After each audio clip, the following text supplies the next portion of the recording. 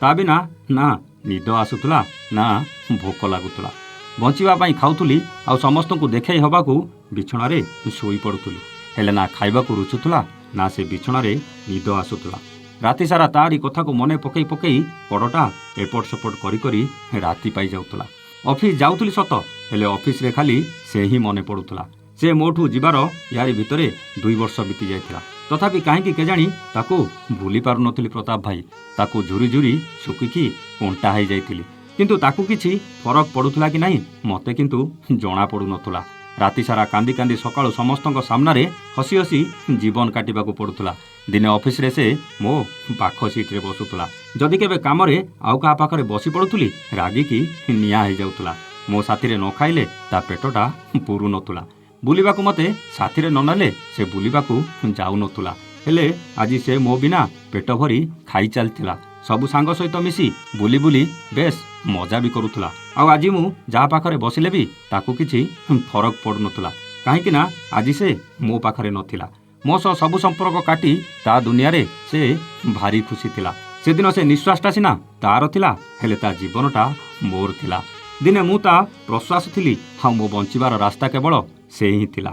ତାଠୁ ଆରମ୍ଭ ହୋଇଥିବା ସମ୍ପର୍କଟା କୋଉ ଏକ ଅଜଣା ଗଳିରେ ଭାଙ୍ଗି ରୁଜି ଚୁରମାର ହେଇଯାଇଥିଲା। ତାକୁ ଯୋଡ଼ିବାକୁ ଅନେକ ଚେଷ୍ଟା କରି କରି ବିଫଳ ହେଇଯାଉଥିଲି। କାହିଁକି ନା ସମ୍ପର୍କଟା ଗୋଟେ ପ୍ଲାଷ୍ଟିକ କି କାଚ ନଥିଲା ଯେ ତାକୁ ପୁଣି ଥରେ ଫେବିକ୍ୱିକ୍ କି ଫେବିକଲ୍ ଲଗେଇ ଯୋଡ଼ି ଦେଇଥାନ୍ତି। ସବୁ ପ୍ରୟାସ ଫେଲ୍ ମାରିଗଲା। ଶେଷରେ ମୋର ସବୁ ଆଶା ବି ମଉଳି ଯାଇଥିଲା। ସବୁ ଆଶା ଆଉ ଭରସା ମଉଳି ଯିବା କଥା ଜାଣିଲା ପରେ ବି ମୁଁ ତାକୁ ଭୁଲିବା ବଦଳରେ ବେଶୀ ବେଶୀ ମନେ ପକେଇ ଚାଲିଥିଲି।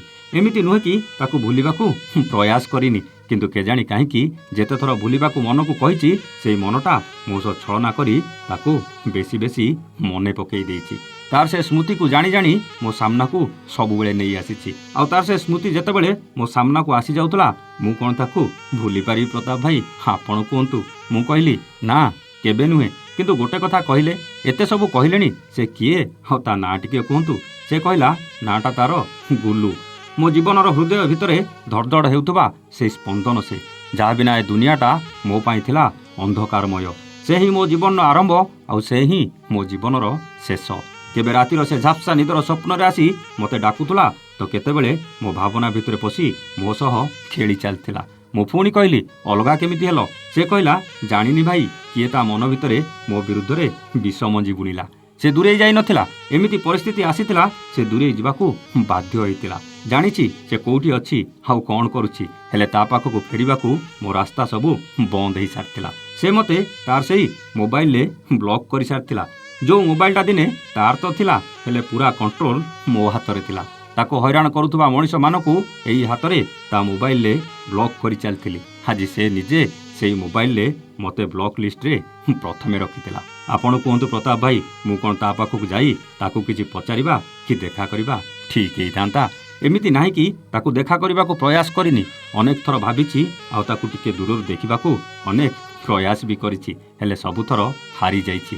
ସେଦିନ ଖବର ପାଇଲି ସେ ଟ୍ରେନରେ କୁଆଡ଼େ ଯିବ ବୋଲି। ମୁଁ ତାକୁ ଦେଖା କରିବାକୁ ନୁହେଁ, ଦେଖିବାକୁ ଭୁବନେଶ୍ୱର ଷ୍ଟେସନରେ ଅପେକ୍ଷା କଲି। ହେଲେ ସେ ଏସି ବଗି ଭିତରୁ ତାକୁ ଦେଖିବା ସମ୍ଭବ ହେଇନଥିଲା। ତା କୋଚ୍ ନମ୍ବର ଜଣାଥିଲେ ବି ତା ସାମ୍ନାକୁ ଯିବାକୁ ସାହସ କରିପାରିଲିନି। ସେ ମୋତେ ଦେଖିଛି କି ନାହିଁ ମୁଁ ଜାଣିନି, ମୁଁ କିନ୍ତୁ ନିରାଶ ହେଇ ଫେରିଥିଲି। ପାର୍କିଂରୁ ଗାଡ଼ି ବାହାର କରି ଆସିଲା ବେଳେ ଅନେକ କାନ୍ଦିଛି ଭାଇ। ଏମିତି ଅନେକ ଥର ମୋ ପ୍ରୟାସ ଅସଫଳ ହେଇଛି, ଆଉ ସବୁ ଅସଫଳ ପରେ ବହୁତ କାନ୍ଦିଛି ଭାଇ। ସେଥିପାଇଁ ଆଉ ସେ ମିଛ ପ୍ରୟାସ କରିବାକୁ ସାହସ କରିପାରୁନି। ତାର ଯଦି ଇଚ୍ଛା ନାହିଁ, ମୁଁ ଯେତେ ଚେଷ୍ଟା କଲେ କ'ଣ ସଫଳ ହେଇପାରିବି ପ୍ରତାପ ଭାଇ? ଆପଣ କୁହନ୍ତୁ। ଏହାଠୁ ଅଧିକା କଥା କହିବା ମୋ ପକ୍ଷେ ସମ୍ଭବ ନୁହେଁ, କାହିଁକି ନା ମୁଁ ତାର କ୍ଷତି କରିବାକୁ ଚାହୁଁନି ଭାଇ। ଏ ଥିଲା ମୋ ମନର କଥା। ଯଦି ମୋ ମନର କଥାଗୁଡ଼ା ତମ କଣ୍ଠରେ ପଡ଼ିବ, ମୁଁ ଭାବୁଛି ତା ପାଖରେ ନିଶ୍ଚିତ ପହଞ୍ଚିବ ଆଉ ମୋ ମନର ବେଦନା ସେ ଜାଣିପାରିବ। ମୁଁ କହିଲି ନିଶ୍ଚିତ ତମ ମନର କଥା ମୋ କଣ୍ଠରେ ପଡ଼ିବି। ତାପରେ ସେ ଫୋନ୍ଟା କାଟି ଦେଇଥିଲା। ହେଲେ ମୋତେ ଲାଗିଲା ତା ଗୁଲୁକୁ ନେଇ ତା ମନ ଭିତରେ ଅନେକ କିଛି ରହସ୍ୟ ଲୁଚିକି ଥିଲା। କିଛି କାରଣ ପାଇଁ ସେ କହିବାକୁ ଚାହୁଁନଥିଲା, ହେଲେ କାହାର ମନର ବେଦନା ଆଉ କଷ୍ଟ ଯନ୍ତ୍ରଣା ଭରା କଥା ଆପଣଙ୍କୁ କ'ଣ ସତରେ ଭଲ ଲାଗିଲା? ଯଦି ଭଲ ଲାଗିଲା କମେଣ୍ଟ କରି ଜଣାଇବାକୁ ଜମା ନ ଭୁଲିଲେ ହେଲା। କ'ଣ ମନେ ଅଛି ତ 22 ଅକ୍ଟୋବର କଥା? ସବୁଦିନ ରାତି 9ଟାରେ ବଣ୍ଟି ବବଲିଙ୍କ ରଙ୍ଗ ନମ୍ବର ପ୍ରେମ କାହାଣୀ କେବଳ ଷ୍ଟୋରି ୱିଥ୍ ପ୍ରତାପରେ।